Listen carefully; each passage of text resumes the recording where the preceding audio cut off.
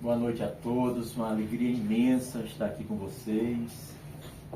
Rostos felizes, serenos. Devia ter trazido meus óculos escuros, porque estão me ofuscando um pouco. Tamanho o esplendor, o sol que irradia dentro de vocês e fica manifesto de forma quase palpável. Sempre que as pessoas se encontram por um propósito maior, por uma causa maior do que nós mesmos, isso cria um movimento espiritual e emocional que são como ondas que se sucedem e vão trazendo mais força, mais energia, e o mundo começa a mudar.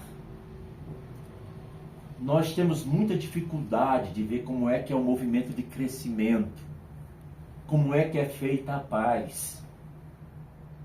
Mas temos muita facilidade de ver como é que se fazem as guerras, os conflitos e a destruição. A destruição é barulhenta, a paz é silenciosa. Nietzsche falou que a paz é como o caminhar de um pombo. Muito leve, ninguém percebe, porque não faz barulho. A paz também é assim. Mas a paz que eu quero me referir não é aquela que está fora do nosso alcance completamente, que é a paz do mundo, a paz das nações, a paz das ideologias, das religiões. Eu quero falar da paz mais importante, a paz do coração. O coração da gente é o símbolo que a história eternizou como sendo o centro das virtudes. O lar onde Deus estabeleceu o seu trono. Onde todas as esperanças do mundo e todos os abraços de todas as mães do mundo se encontram. É no coração. Mas Deus deu à mente da gente, o nosso intelecto, como sendo o seu dom superior que diferencia a gente da criação. O ser humano ele é muito diferente da primeira forma de criação, que é o reino mineral. Uma pedra, uma rocha, uma areia. O espírito do mineral é a união, as moléculas estão todas juntas. Uma pedra não existe se ela não estiver toda compactada. Por isso você pode quebrar, pode esmigalhar, mas mesmo aquele grãozinho que nem a microscópio consegue chegar, ele é imbatível, ele não se quebra. O espírito dele é a coesão.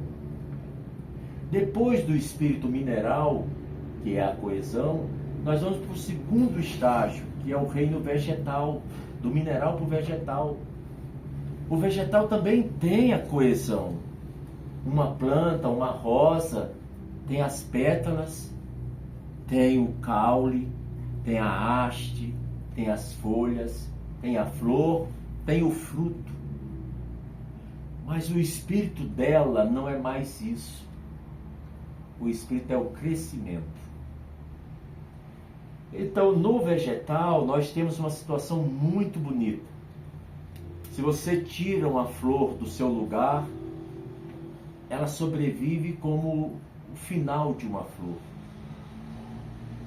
Ela só é flor real quando ela está plantada. Quando você tira, é bonito, é um ato de amor, é romântico, mas você está celebrando a morte de uma flor. Mas o crescimento que a pedra não tem, que o mineral não tem, é o espírito do mundo vegetal. Evoluímos mais um pouco e vamos para o mundo animal. Mineral, vegetal, animal. E antropologia social, em ciências biológicas. Essa é a história da evolução. Então, no terceiro sentido, nós temos o reino animal. Ele tem a coesão. Você tira os pedaços e fragmenta o corpo de um animal,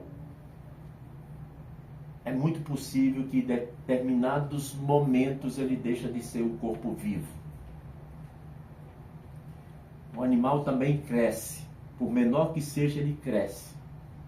porque ele tem a coesão do mineral e tem o crescimento do vegetal. Mas quando chega no reino animal, ele tem algo chamado locomoção. Você não vê uma planta passeando por aí dizendo: eu estou indo para a casa da Thelma, porque Thelma é uma das melhores anfitriãs que nós conhecemos em todo o Distrito Federal, porque ela é o amor em pessoa, porque ela faz com que as palavras dela acalentem os melhores sonhos de seus visitantes. Porque Thelma é assim. Mesmo assim, nenhuma flor, nenhuma planta, nenhum gerânio, nenhuma samambaia vai passeando, porque ela não tem a locomoção. Um gatinho também não, um cavalo, um jacaré. Esses, como são animais, passam a ter a locomoção como seu espírito. Borboleta. Mas cada reino, eu quero que vocês acompanhem esse raciocínio, ele traz o espírito do reino inferior e vai caminhando. E aqui nós vamos falar então da gratidão. Quando estive na Índia em 1986, eu sei que vocês olham para mim e acham que eu tenho mais de 30 anos. Vocês têm razão, eu tenho mais de 30 anos mesmo. Em 86 eu estava na Índia. Eu peguei um Uber, que na época não chamava Uber, né? Era um nome muito pequenininho, tipo Pacula. E a gente estava se locomovendo muito apressado, e a Índia é outro planeta, não é só um país, é um planeta à parte. Misterioso, fascinante, maravilhoso, de uma espiritualidade imensa e de uma miséria material imensa também. E aí eu tinha um motorista que era um Sikh. E ele disse: você está muito apressado, né? Eu disse: eu estou, porque eu cruzei oceanos e países para vir ver a inauguração do Templo do Lótus. Deixei minha esposa com o Thomas, que só tinha 9 meses. A gente praticamente recém-casado, 1 ano e meio. E ela me deixou vir. E eu estou aqui, só que com a minha cabeça de vento, vou terminar perdendo. Porque eu fui dormir tarde, acordei mais tarde, ficou tudo complicado. E milhares de barrais do mundo todo chegando em Nova Delhi. Bem, foi uma tragédia. Mas ele disse: não, mas dá tempo, o senhor ainda tem 10 minutos, nós chegamos. Na época não tinha GPS, né? Mas quando eu olhava no mapa impresso, eu vi que 10 minutos era impossível. E ele falou desse jeito: o problema de vocês é que falta no Ocidente poesia. Poesia não é apressado, porque a poesia fala no silêncio do coração. Aí eu falei: olha, eu amo um poeta indiano chamado Rabindranath Tagore. E o Tagore ganhou um prêmio Nobel de Literatura na década de 1910 em diante. E eu gosto muito de um verso. Aí recitei para ele. Ele ficou encantado, porque é um estrangeiro, né? Estou falando de quase 40 anos atrás, né? Não era tão comum todo mundo viajar tanto. E aí eu recitei para ele. Eu quero recitar hoje para vocês em homenagem a esse amigo que eu deixei na Índia há tanto tempo. Perdi minha última gota de orvalho. Reclamou a flor ao céu de amanhecer, que acabara de perder todas as suas estrelas. Eu vou repetir, que é um verso tão profundo e tem me inspirado ao longo da vida. Perdi minha última gota de orvalho. Reclamou a flor ao céu de amanhecer, que acabara de perder todas as suas estrelas. Esse é o mistério da gratidão. A gente só consegue ser agradecido quando nós temos paz no coração e entendemos que a gratidão é o perfume do coração. Uma pessoa grata, ela transpira gratidão. Ela está feliz porque os olhos dela estão abertos, ela consegue enxergar.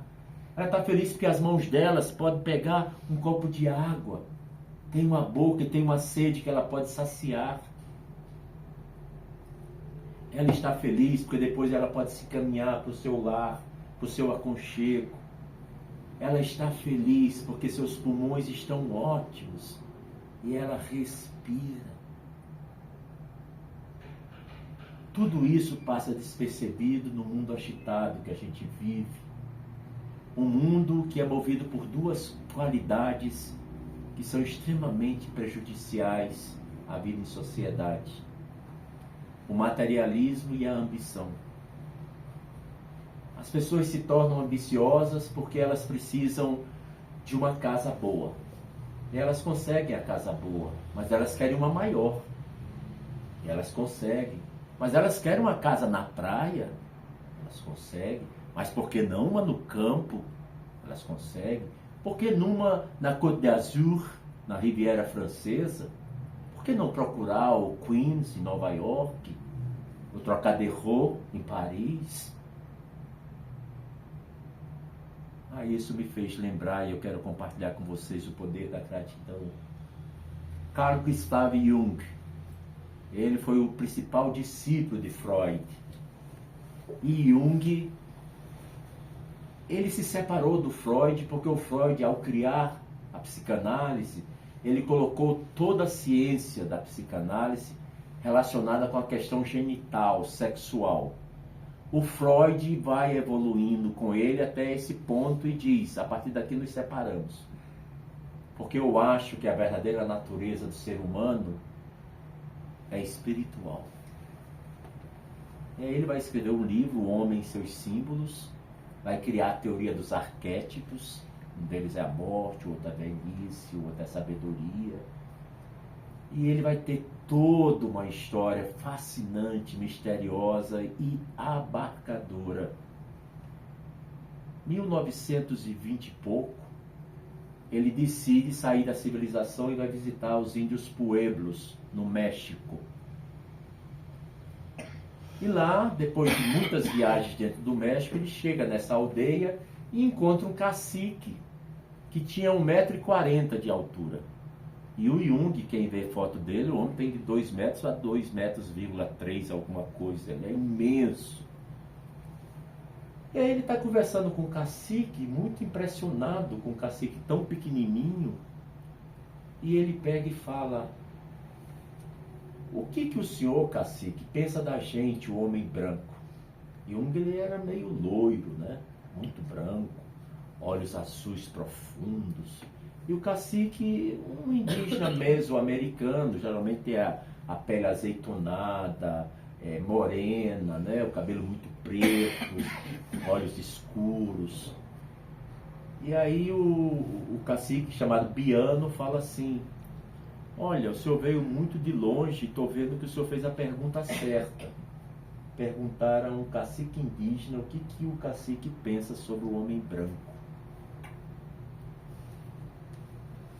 Nós pensamos que vocês são loucos.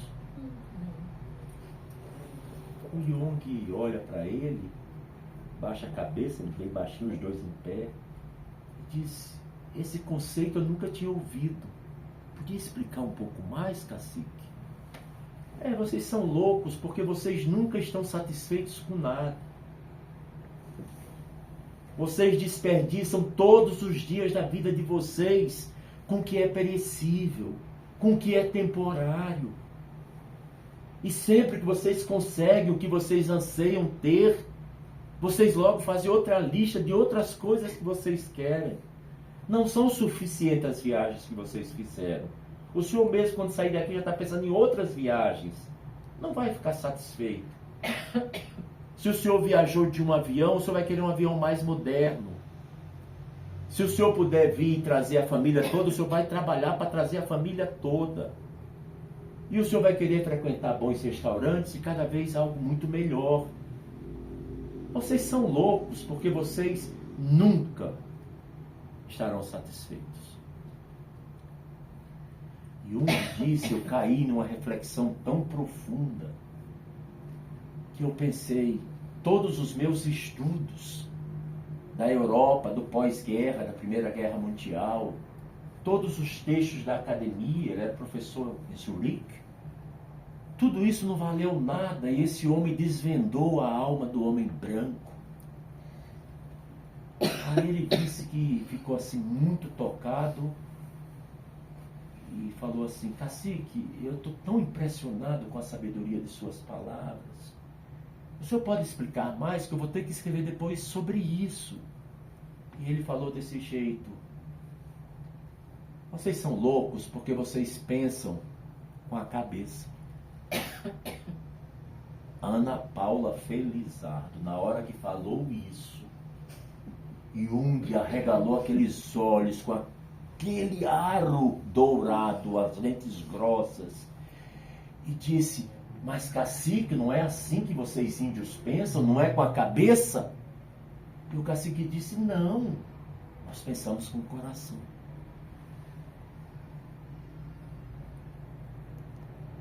Então vocês estão vendo 3 aspectos.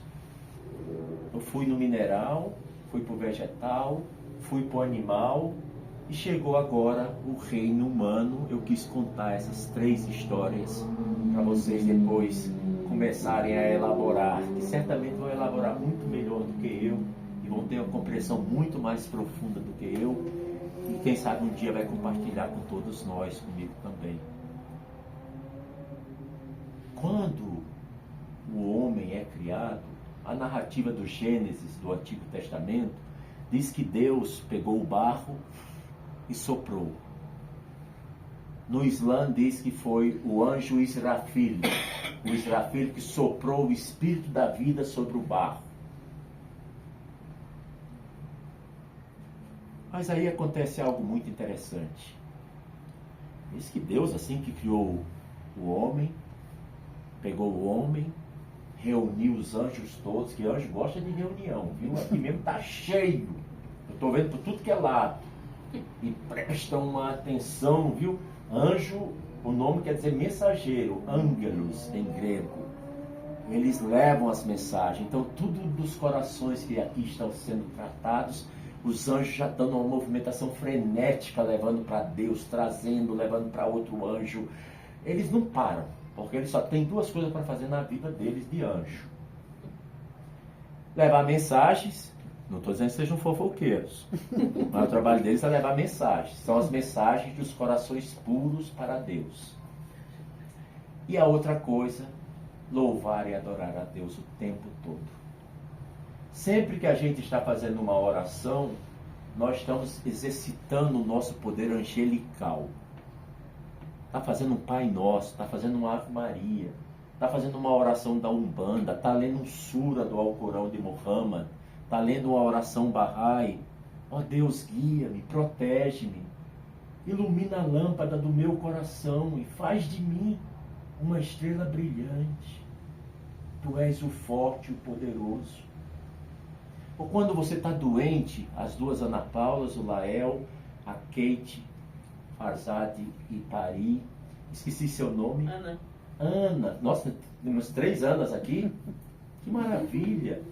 Ana, eu acho que ela era irmã de Maria, né? No Novo Testamento, né? Tem a Ana, que depois é Santa Ana. Mãe de Maria, não? A mãe também, né? São 3. Tem 2 Marias. Nome muito bonito, viu? Eu sou Ana Maria. Ana Maria, as né? 2. Então trouxe as 2, né? Mas nesse momento que eu estou querendo que vocês peguem assim essa impressão muito clara sobre o sentimento de gratidão, é que Deus reúne todos os anjos. Os anjos ficam todos juntos. E Deus diz: essa é minha máxima criação. Ele eu criei e coloquei dentro dele os meus mistérios. Essa narrativa está no Antigo Testamento e está no Alcorão também. E nesse momento, só viu aqueles barulhos, porque anjo para se sentar é complicado, porque a asa de um bate no outro, eu imagino que deve ser um transtorno. E muita gente, porque anjo adora, falou em reunião, Thelma, é igual a sua casa, não para de ter. Porque como está escrito nas escrituras sagradas de todas as religiões, onde você se reunir e mencionar o nome de Deus, eu estarei lá. Ele não diz, onde você pegar um Uber, eu estarei com você. Não fala assim. ou no seu trabalho no Senado, eu estarei com você. Na sua clínica, no seu escritório de arquitetura e planejamento, eu estarei com você. Claro, Deus está sempre com todo mundo. Por isso que Ele é onipresente e tem o dom da ubiquidade. Mas em reunião, Ele fala, estarei reunido quando vocês estiverem reunidos e mencionarem o meu nome. Os anjos todos se estatelaram no chão, eles ficam planando. Vocês sabem como é que é anjo, né? Eles ficam assim, não colocam os pés no chão, fica só assim. Quer dizer, eu escrevi um livro chamado Despertar dos Anjos, né? Fiquei tão impressionado escrevendo esse livro, que às vezes eu fico pensando que eu dei uma viagem para aquela banda de lá, trazendo notícia para a banda de cá. Mas faltou uma pessoa que não se ajoelhou para saudar a criação suprema de Deus, o ser humano. A nossa cultura é machista.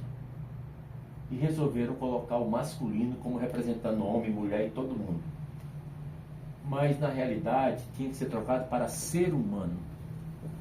Mas todas as tradições, os livros sagrados até hoje se referem ao homem. Jesus é o filho do homem, a Maria que pariu e tudo, mas não tem o mesmo crédito, sempre é o filho do homem, né? E é o homem, a humanidade, enfim, mas isso é um transtorno bipolar da humanidade, que um dia a gente vai voltar a tratar dele. Um anjo não se ajoelhou, Manigê. Esse anjo disse, mas Senhor, eu posso falar?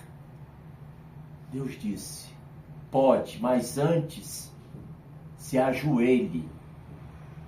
Você está diante da minha maior criação.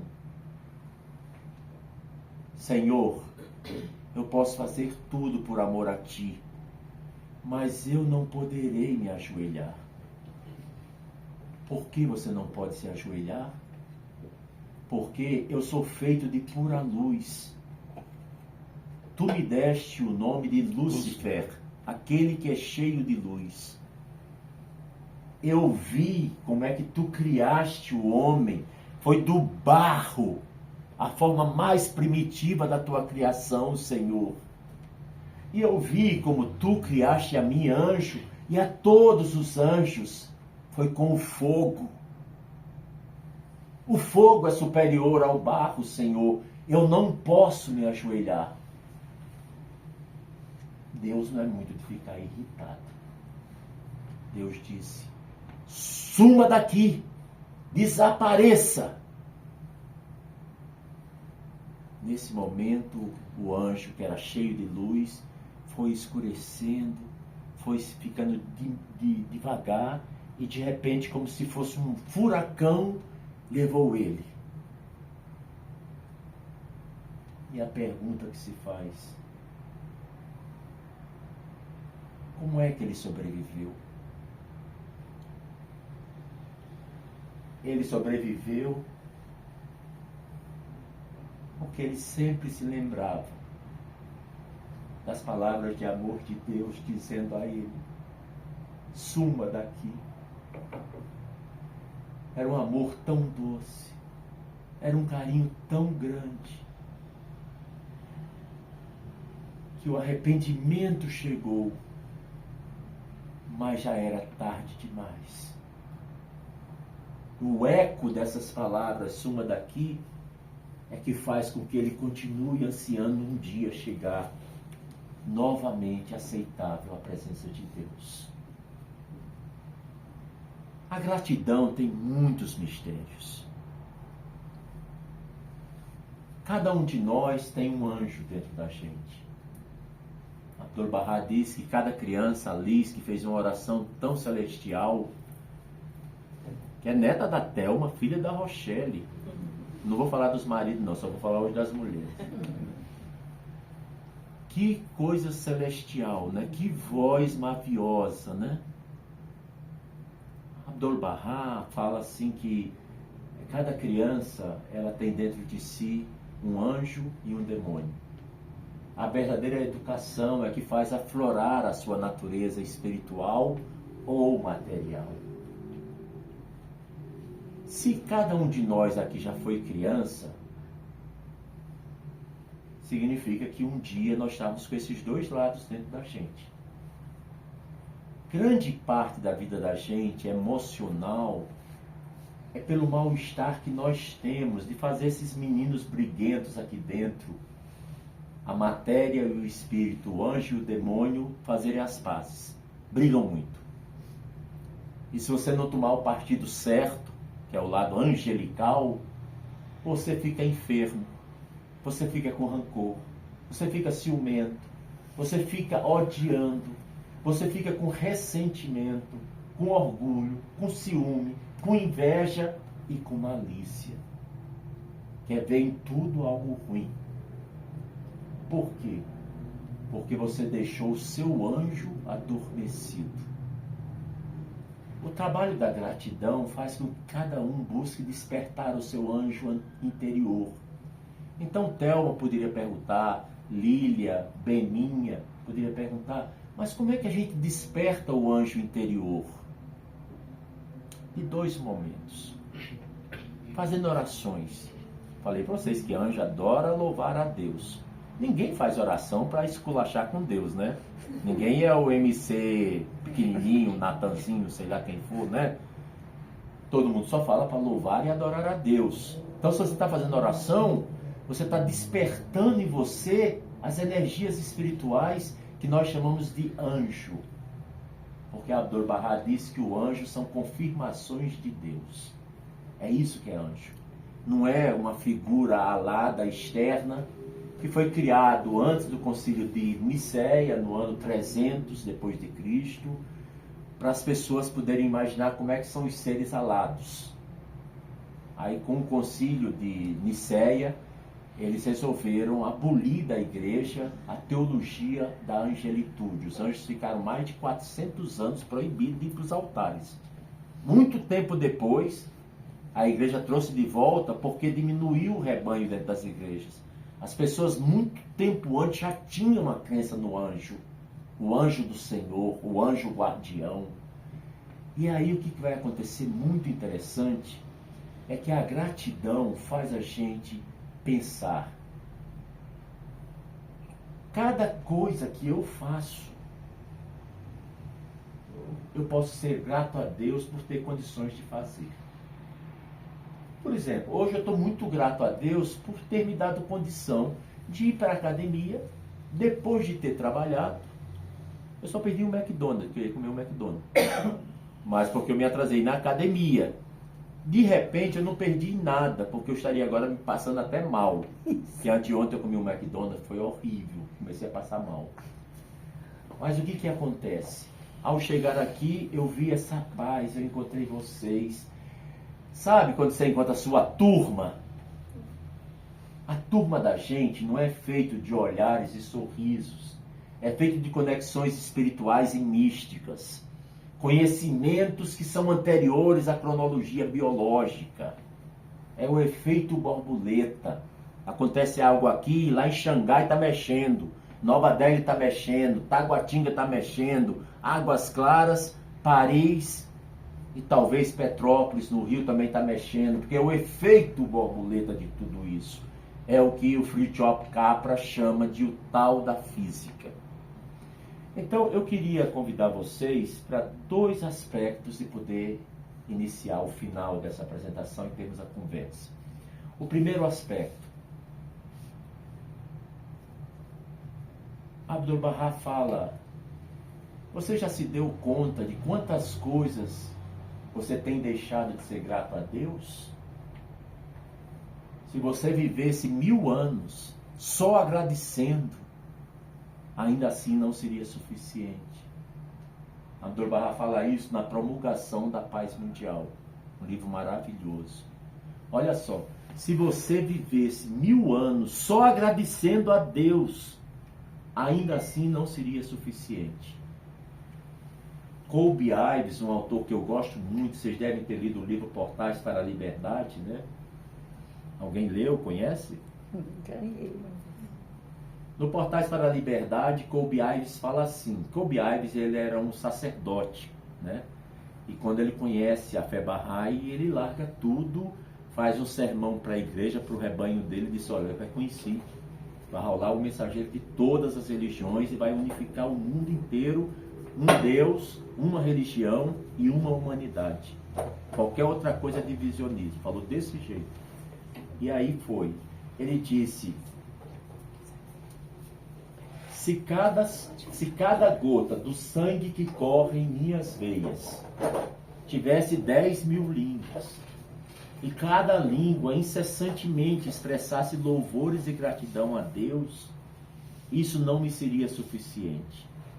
Olha só a metáfora profunda, sincera que o coração dele faz. Se cada gota do sangue que corre em minha veia, cada gota tivesse 10.000 línguas, e cada língua expressasse amor e gratidão a Deus incessantemente, ainda assim não seria suficiente. Bem, a ciência coloca algo importante. Diz que as pessoas gratas, elas atraem serenidade e paz de espírito. A meu ver, os cientistas não deveriam ter perdido tempo fazendo essa pesquisa. Eu acredito que, claro, uma pessoa que é grata e é pacífica e é serena, não precisa de dados. Quando eu estou conversando com uma pessoa, que eu sinto gratidão pela pessoa, eu vejo que a minha voz muda, meus pensamentos mudam e o jeito com que eu vou responder essa pessoa muda. Porque a gratidão me faz expressar isso além das palavras e sim das atitudes, Roberto. Através dos gestos, da tonalidade da voz. Porque quando você é grato a alguém, Abdu'l-Bahá também fala que não é suficiente expressar com palavras. Ele diz que a expressão com palavras não é suficiente. Tem que expressar com senso de consciência espiritual da gratidão. Então você encontra uma pessoa, você deve algo a alguma pessoa. Não é um materialismo, dever algo a dinheiro, um favor, não é nada disso. Você deve um ombro amigo que você precisa. Como aquela pessoa que diz: Ana Maria, Pari, eu estou há tantos anos precisando de carinho. O que eu mais preciso é de carinho. Eu preciso de um ouvido amigo que me escute sem me julgar. Eu quero que a pessoa entenda a dor que invade minha alma e me receba como eu sou. Se você é essa pessoa amiga, se você escuta essa pessoa com esse carinho, com esse amor, essa pessoa vai ser grata a você a vida toda. E não é um dinheiro que você emprestou, não foi um Pix que você mandou.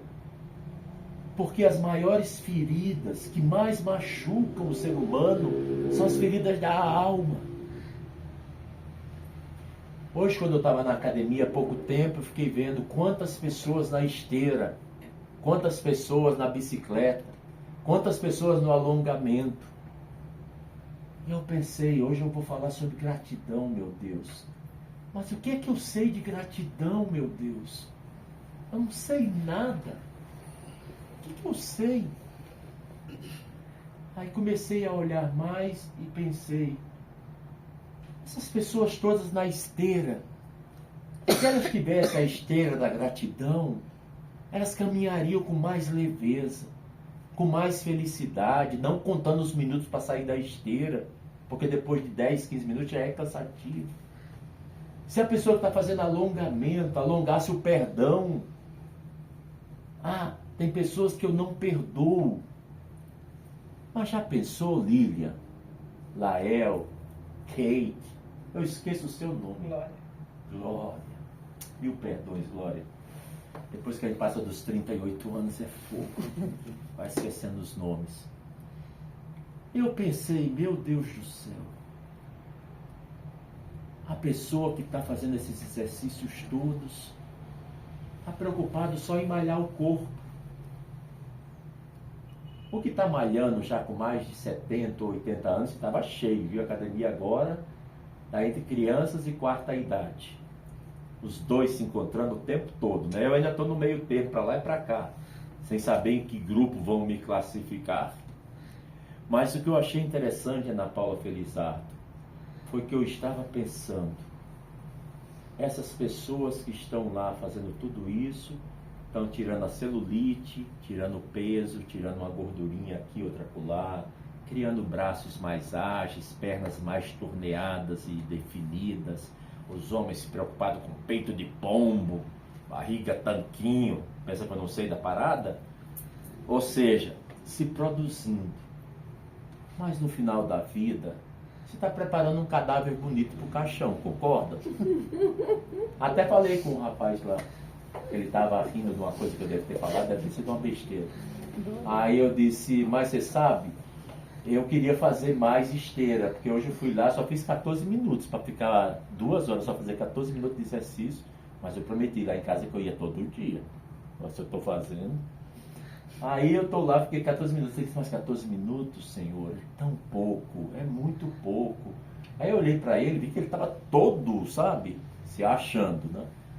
Aí eu disse, pois é, eu desisti há muito tempo de ser um cadáver modelo, um cadáver bem torneado, bem bonito, porque quando morrer vai ser tudo matéria. Agora eu estou querendo malhar minha alma, eu estou querendo fazer esteira do espírito, estou querendo pegar pesos do perdão, eu estou querendo ter um coração puro, bondoso e radiante. Eu preciso fazer isso. Aí vi que ele ficou prestando uma atenção, como se a ficha tivesse caído. Aí para ele não se sentir mal, eu falei desse jeito, olha, mas as coisas não são excludentes, viu? A gente também deve cuidar do corpo, porque o corpo é o templo humano. A Fé Bahá'í fala isso, não é? O corpo da gente é o templo humano. É onde Deus estabelece seu trono. Por isso que ele diz, teu coração é meu, teu coração é meu lar. Está nas palavras ocultas.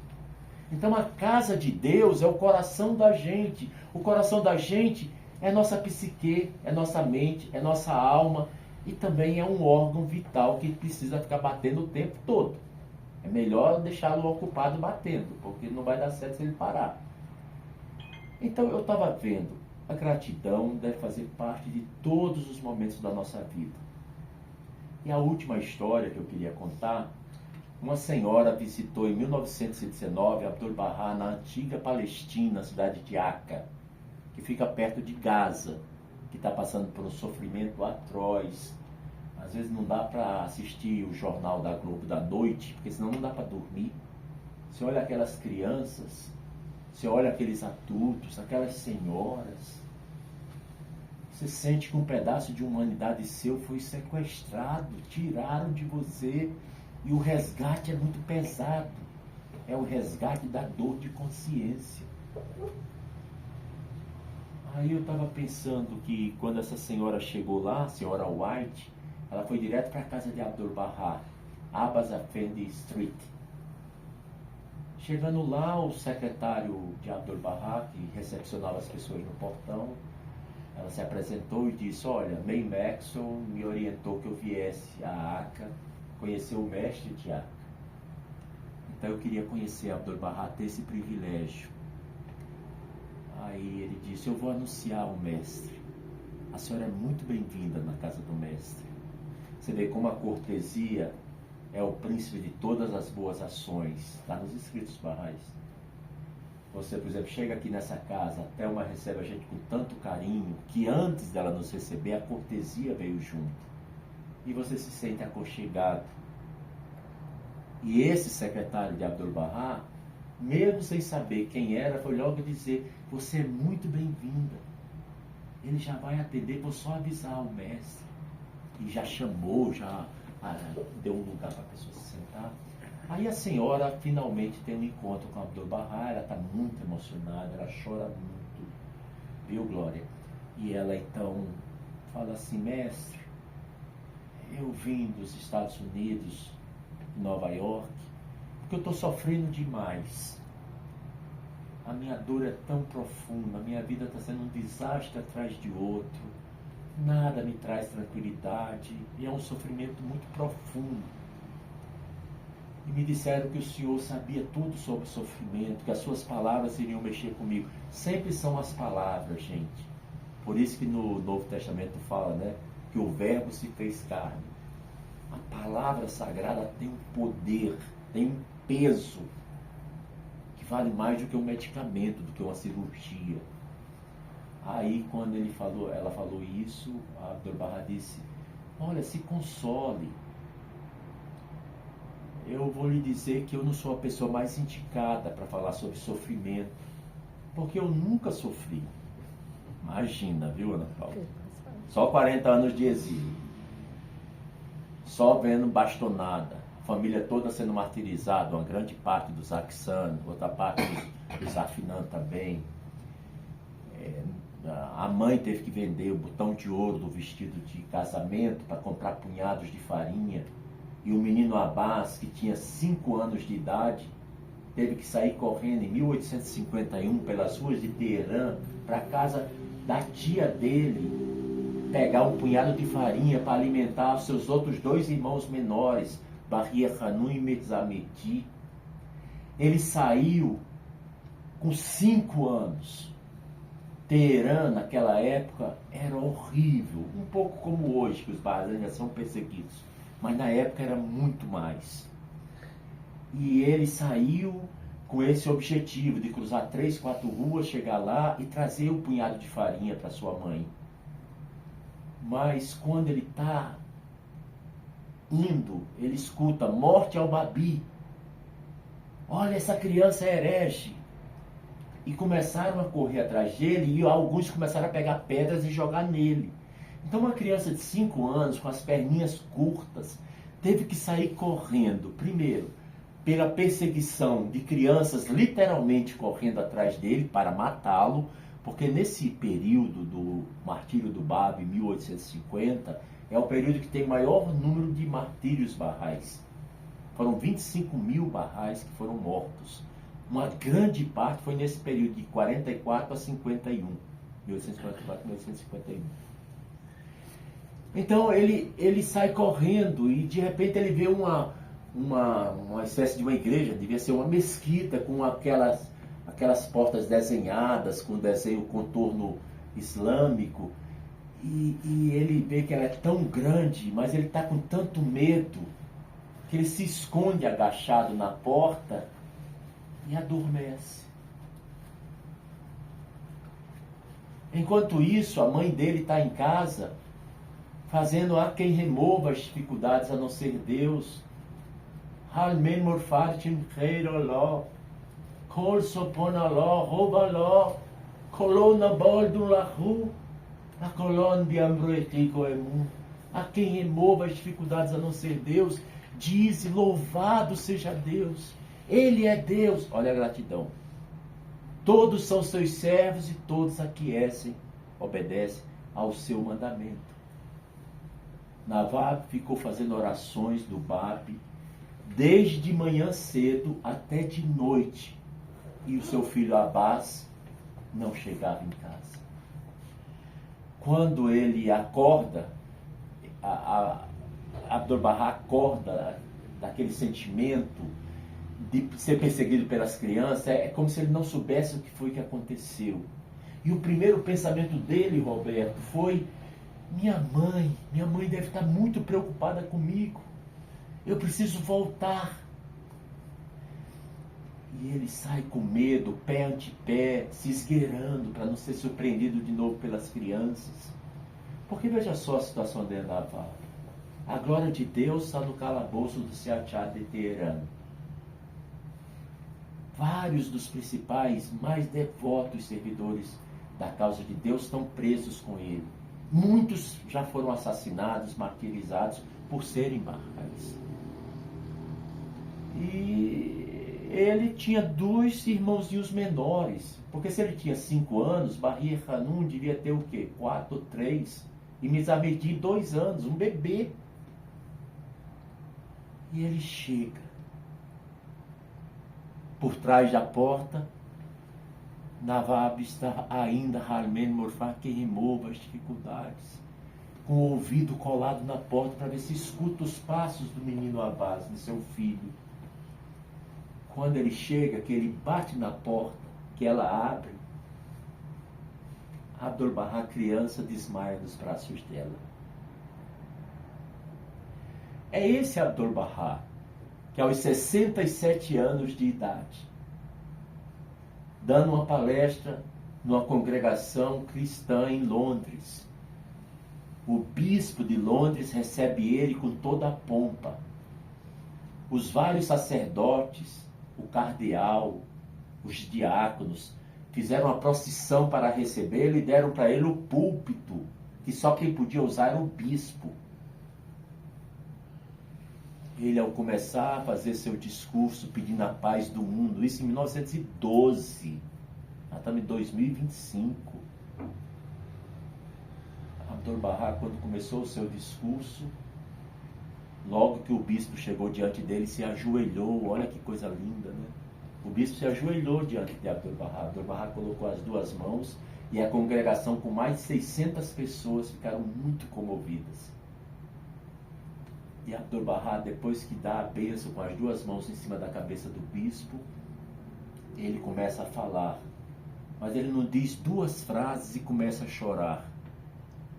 Ele chora tanto, Thelma, Rochelle. Ele chora muito. E as pessoas ficaram preocupadas. O que aconteceu com o mestre? Por que ele está chorando? Será que ele está se sentindo mal? Alguma coisa não fez bem? E aí o tradutor chega e pergunta: mestre, o senhor quer ir para o hotel? O senhor não está se sentindo bem? Depois eu falo com o bispo, marcamos de novo em outro momento. Nesse momento, Thelma, Abdu'l-Bahá parou de chorar e disse: eu estou chorando porque eu me lembrei naquele dia, em 1853, quando aos 9 anos de idade eu visitei a abençoada beleza Baha'u'lláh na Cova Negra, o Siachal de Teherã. Ele estava com o cabelo totalmente em desalinho, feridas pelo seu rosto, a barba toda manchada, os seus olhos estavam nebulosos, muito magro, e correntes muito pesadas que ele não conseguia nem ficar em pé, porque as argolas, cada argola tinha tipo 10 quilos, então ele não tinha como ficar, então ficava o tempo todo assim, e já fazia 4 meses. E ele, na hora que viu o pai dele, ele se jogou aos pés, Manichê, e disse: ó meu bem-amado, aceita-me em teu serviço. Eu creio em ti, Senhor. Agora, olha a beleza. Abdu'l-Bahá não está falando só como filho biológico. É como se ele estivesse representando toda a humanidade e dizendo para a humanidade: eu te reconheço como meu bem-amado.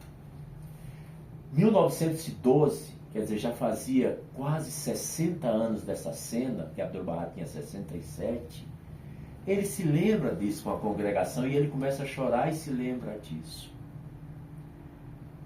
Então, essas histórias que eu contei para vocês são histórias para acalmar o coração e a gente tratar o nosso coração como se fosse uma corrida de Uber. Toda vida que sai um passageiro, a gente deixa outro entrar. Quando a gente deixa uma virtude sair, recebe outra virtude. Desperta o anjo interior. Vamos ser amáveis e amorosos com todas as religiões. Vamos gostar das pessoas, as materialistas, as espirituais, as pessoas feias, gordas, da bariátrica, magrelas, franzinas, mapa do Chile, bem fininho. Não importa, vamos tratar todo mundo muito bem. Porque pode ser, Thelma e Farzad, que um dia, quando a gente alcançar a presença de Deus saindo desse mundo, Deus pergunte: como é que você tratou aquelas pessoas na casa da Thelma? Você foi amoroso? Você cuidou? Você esteve atento? Quando alguém te procurou um dia e te pediu ajuda, você ajudou? Naquele dia no trabalho, você puxou a escada para outro não ter a promoção e você ter na frente injustamente? Então a gratidão é tudo de bom. Gratidão é uma das coisas mais gostosas que existe. Ser grato. Nós fazemos oração de manhã e à noite. A Rola fala para a gente fazer oração de manhã e à noite. E todas as orações são orações de gratidão. São orações de louvores. Nenhuma oração termina sem dizer: Tu és o Todo-Poderoso. Tu és o amor. Tu és o onipotente. Tu és o que tudo sabe. Tu és o que tudo vê. Tu és o que cura. Já viram? Tudo isso é gratidão. É no final de cada oração. Então, fica para cada um de nós uma reflexão profunda. Eu deixei um texto de Abdu'l-Bahá para me ler para vocês. Baha'u'lláh, no seu Kitab Aqdas, diz: reflitam, ó povo, sobre a graça e as bênçãos de seu Senhor, e rendam-lhe graças ao entardecer e ao amanhecer. Queridos, eu não podia deixar de falar para vocês. A gente vive imerso num mar de angústias, dores e sofrimentos. Não é verdade? Às vezes nós estamos aqui com essas caras de Instagram, né? Porque no Instagram todo mundo está feliz, todo mundo está maquiado, todo mundo está com a roupa boa, todo mundo está dentro de um prato de comida tão bom que você tira a foto para postar, né? Todo mundo está muito bem. Então muitas vezes a gente está com as nossas caras de cara de Instagram, uma felicidade imensa. Mas o coração da gente não está bem. Alguma coisa falta, um sentido maior. Então, nesse momento, sempre que a gente tiver dificuldades, provações, como a gente chama, sofrimentos do dia a dia, o dinheiro que foi curto, não deu para pagar a escola do filho, o aluguel que está atrasado, ou o remédio que tem que comprar para o diabetes e está ficando difícil, ou faltou o ônibus da semana, sempre tem alguma coisa. Ou alguém da nossa família, ou mesmo sem ser da nossa família, que está muito doente.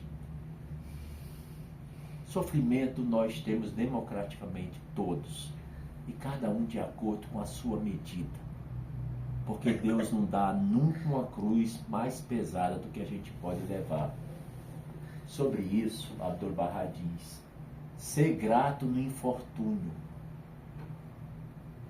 ou seja, mesmo quando tudo estiver sendo ruim, agradece. Meu Deus, eu te agradeço por essas dificuldades. Porque as tuas dificuldades me fazem lembrar de ti, Senhor. Se eu não tenho dificuldade, eu não tenho nada a te pedir. E eu sou muito materialista, Senhor. Eu só procuro as pessoas para pedir coisa. E você é o número 1. Tudo que eu preciso, tudo que eu quero, eu peço a ti, Senhor. Então, Senhor, me recebe com todas as minhas dificuldades, Senhor. Porque aconteça o que acontecer, eu sempre vou te amar. Agora vamos ouvir a opinião de vocês. Eu peço desculpas por ter me delongado, atrasado um pouco. Mas vocês é uma audiência tão seleta, tão querida, tão... Nossa, dava para ouvir um passarinho batendo asa aqui. Se bem que quando bate asa, o passarinho faz barulho, né? Um mosquito. Porque vocês estavam realmente numa coisa que, nossa, teve um efeito sobre mim muito grande. Porque as palavras, tudo que eu falei, só o que interessa são as palavras sagradas, viu, gente? É como você recebe uma carta com a notícia maravilhosa, não adianta se apaixonar pelo carteiro, tá bom? Se a notícia maravilhosa chegou dentro da carta, tem que agradecer o remetente.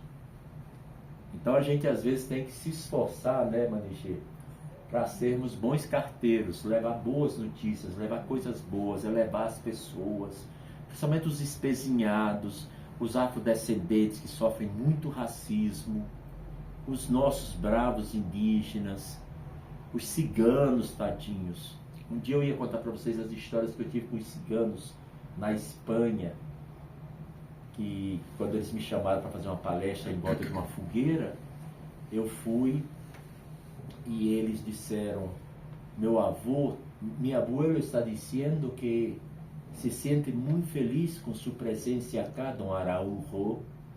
Eu disse, mas não precisa achar não. Eu que estou feliz em conhecer o chefe, a maior autoridade de vocês aqui na Catalunha. Ele falou, não, é porque ele disse que na vida toda ele nunca ouviu alguém falar bem dos gitanos. E o senhor deu uma palestra que só falou bem. E ele disse que ele se lembrou das histórias que ouvia do pai e da mãe falando bem da etnia cigana. E aquilo lembrou isso. E por isso ele disse que estava muito emocionado. Aí eu disse, eu quero abraçá-lo, porque o que eu falei é para todo mundo falar. Todo mundo que sofre na terra precisa de amor, não de julgamento. Todo mundo. Não existe exceção. Aí fui conversar com ele. O abuelo falou assim, Senhor Araújo, estou muito comovido minha alma. Eu gostaria de dizer-lhe que quando morir, me quero morrer de pé. Mas, abuelo, é uma tradição dos pueblos gitanos? Perguntei, é uma tradição? Ele falou, não é uma tradição, pero eu he vivido mais que 80 anos. Estou cansado de viver de rodillas, de viver de joelhos na sociedade. Já que eu vou ficar a eternidade enterrado, que fique de pé pela eternidade. Essas são coisas da gratidão. Então, Ana Paula, vamos começar com as 3 Anas na letra A e depois vai todo mundo. O que vocês gostariam de aportar sobre a gratidão? Eu posso começar. Para mim, a gratidão